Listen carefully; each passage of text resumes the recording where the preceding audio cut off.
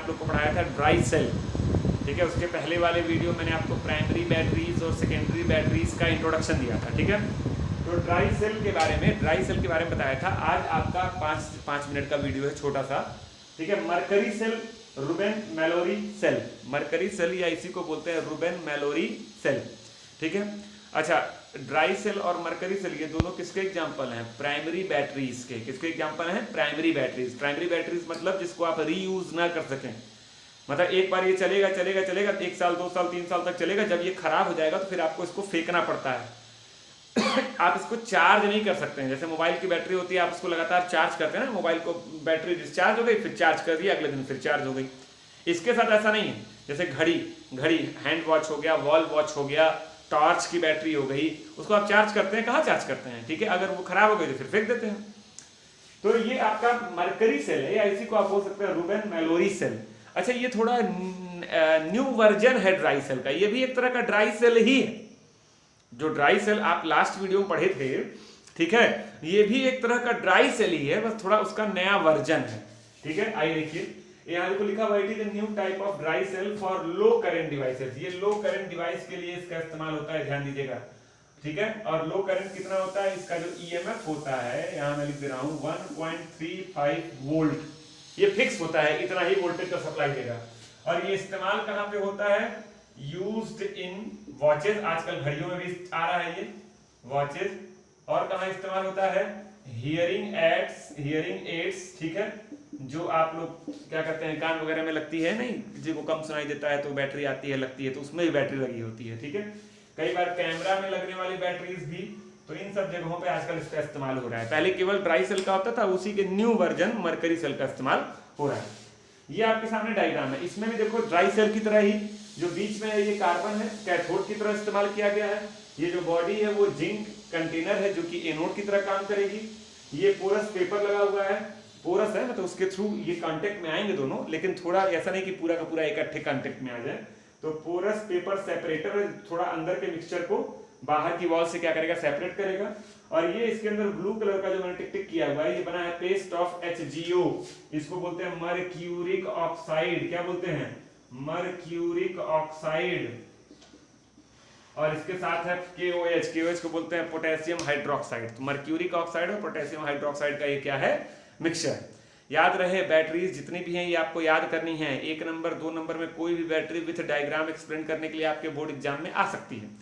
Competition में यही question बन सकता है कि मर्क्यूरी की आपसे ऐसे ऑप्शनल क्वेश्चन पूछ देगा, in mercury cell which paste is used in mercury cell, 4 option दे देगा, तो उसमें एक ऑप्शन में ये लिख देगा। ऐसा क्वेश्चन बन सकता है, ठीक है।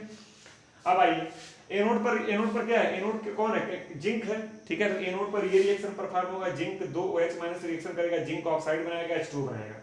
कैथोड पे कौन है? कार्बन है। कैथोड पर ये रिएक्शन परफॉर्म होगा, अंदर मिक्सचर है ही इसका और इसका, ये आपको प्रोवाइड करेगा OH- और ये मर्क्यूरिक ऑक्साइड है, ठीक है। तो मर्क्यूरिक ऑक्साइड वाटर और 2 इलेक्ट्रॉन से रिएक्शन करेगा, मरकरी, और ये बनाएगा, ठीक है। अब इन दोनों को जोड़िए, देखो यहाँ क्या आ रहा है? Zn+2OH- plus HgO plus H2O plus 2 electron gives ZnO plus H2O plus 2 electron plus Hg plus 2 OH-। देखिए क्या क्या कट जा रहा है?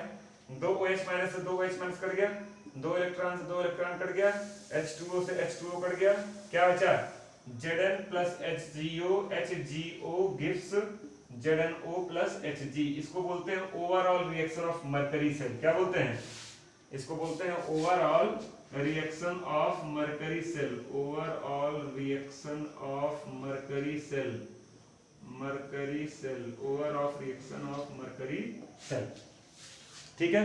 तो ये डायग्राम आपको याद रखना है। कैथोड पर ये रिएक्शन परफॉर्म होता है, एनोड पर ये जिंक की आपकी कंटेनर है, जिंक वॉल है। HgO आपको कहाँ से मिल रहा है? अंदर के पेस्ट से मिल रहा है। OH- आपको कहाँ से मिल रहा है? पोटेशियम हाइड्रोक्साइड से मिल रहा है। तो ये कैथोड और एनोड पर रिएक्शन परफॉर्म होता है, और ओवरऑल रिएक्शन ये परफॉर्म होता है, जिंक HgO से, जिंक की वॉल अंदर के मर्क्यूरिक ऑक्साइड HgO से रिएक्शन करके जिंक ऑक्साइड बनाती है, और मरकरी।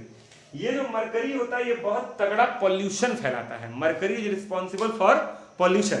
तो अगर इसीलिए क्या होता है, अधिकतर कोशिश की जाती है कि ऐसी बैटरीज को रीयूज कर लिया जाए। जब हम आप क्या करते हैं, अगर ऐसी बैटरीज हमारे घरों में है तो हम आप कहाँ इसको रीयूज करते हैं, इसको उठा के फेंक देते हैं, ठीक है। लेकिन जो कचड़े वाले आते हैं और तमाम तरह के जो डस्टबिन में आप फेंकते हैं, आजकल तो ग्रीन ब्लू दो तरह का चल रहा है, आप इसको फेंक रहे हैं, तो ये इकट्ठा किया जाता है एक जगह।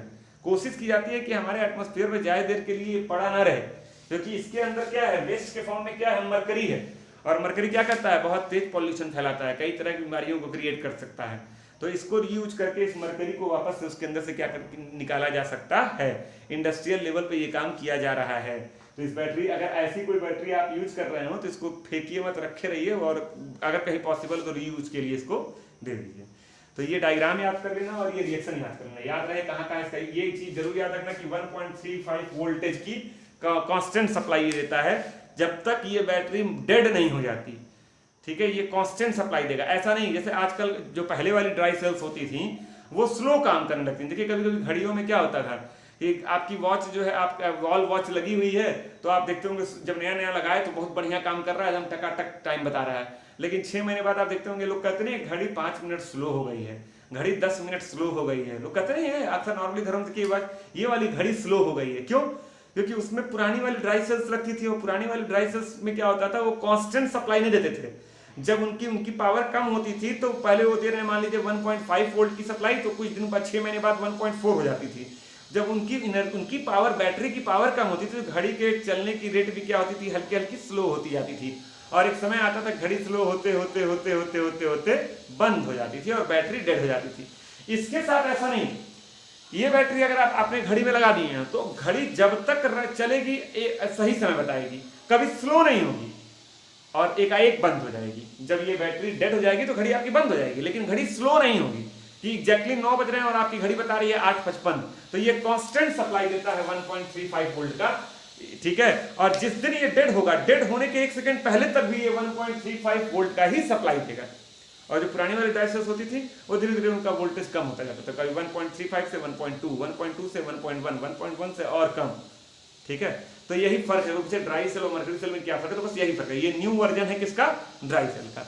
तो पूरा स्क्रीनशॉट इसको आराम से आप ले लीजिए, इसको तैयार कर लीजिए, फिर अगली एक दो बैटरी और बची है वो लेके आऊंगा, और उसके बाद ये चैप्टर क्या हो जाएगा, खत्म हो जाएगा। चैप्टर लगभग खत्म ही हो गया है, हर चीज इसमें बता ही दिया हूँ, लेकिन क्या कहते हैं, बैटरीज मैं बहुत रेयरली पढ़ाता भी हूँ, क्योंकि इसमें रटने वाली चीजें, आपको डायग्राम रटना है, चीजों को रटना है कि ये कैथोड है, ये एनोड है, ये रिएक्शन परफॉर्म हुआ, ठीक है। लेकिन फिर भी छोटे छोटे वीडियो बनाकर मैं 3-4 बैटरी है सब बता दूंगा आप लोग को, इसके बाद नया चैप्टर शुरू करूंगा। Thank you.